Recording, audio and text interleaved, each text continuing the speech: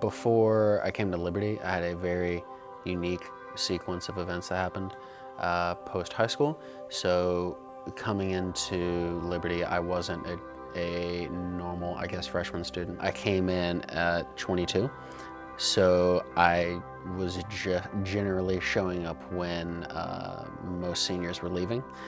And it was kind of weird because Liberty was a place that when I was about 16 or 17, I kind of was convinced in my mind I would never show up to. And it's funny how that works. So I had just a couple of things happen after high school that put me in a position where when I arrived at this school, I had a very specific idea of what the school was. My idea of Liberty when I was a teenager was that it primarily was a school that was sheltered. It wasn't that I didn't think the people were kind. It wasn't that I thought the mission or the purpose of the school was bad. It really wasn't any of that.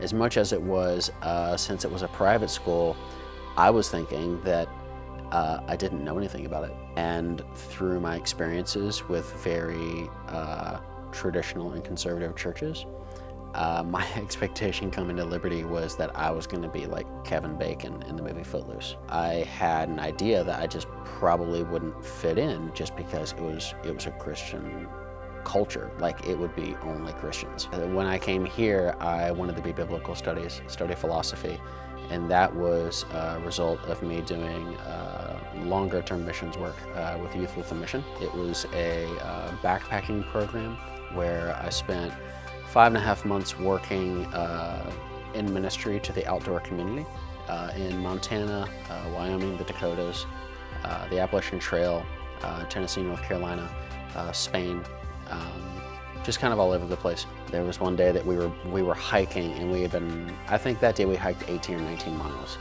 and we were in the middle of like the Basque country or something. I can't remember where it was. It was northwestern Spain, and we were passing through this town, and one of the girls in our group just started talking about how she wished that we had some fresh bread to eat. And I rolled my eyes because at that point I'm like indifferent towards like wishy things. I'm like, we're not gonna get fresh bread. We're in the middle of nowhere. Like there's nobody here, like no one cares about us. We're Americans, like we don't even speak Spanish. It's just not gonna happen. Like seriously, like be a realist.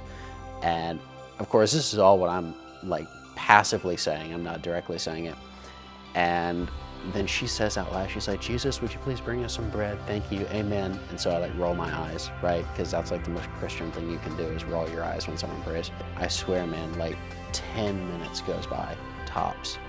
And out of nowhere, this white van shows up. This guy hops out, like total, like, you know, backcountry Spanish dude, full on mustache, all of it.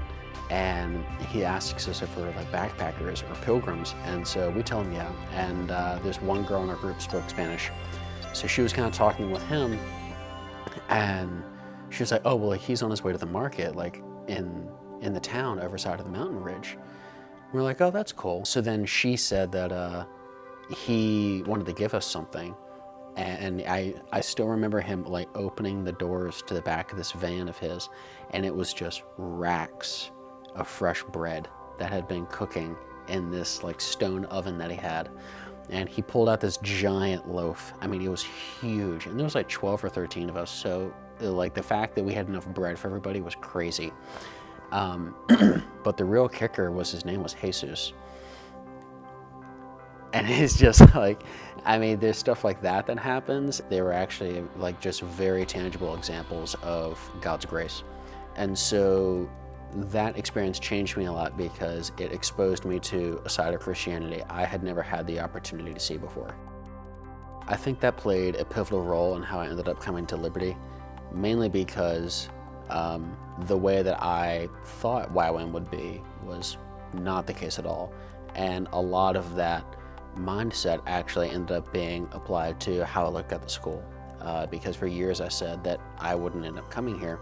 But now I'm an RA in the building right across the spot from where I told my parents I wouldn't come to this college. And so it's like every day I walk out of my dorm and I see the parking lot or at the parking space where we were sitting and looking out at the campus when I was like 16. And I'm sure they probably have a very different memory of it, but yeah, it's humbling. I would say the students were the main reasons why I was wrong. I think overall the students proved to me that what I saw the school as didn't line up with reality, and that's the last thing I ever expected to have here. I would say overall, despite how I originally saw the school, I'm grateful that I was wrong, and I think that the people that I have here as friends are a testament to that.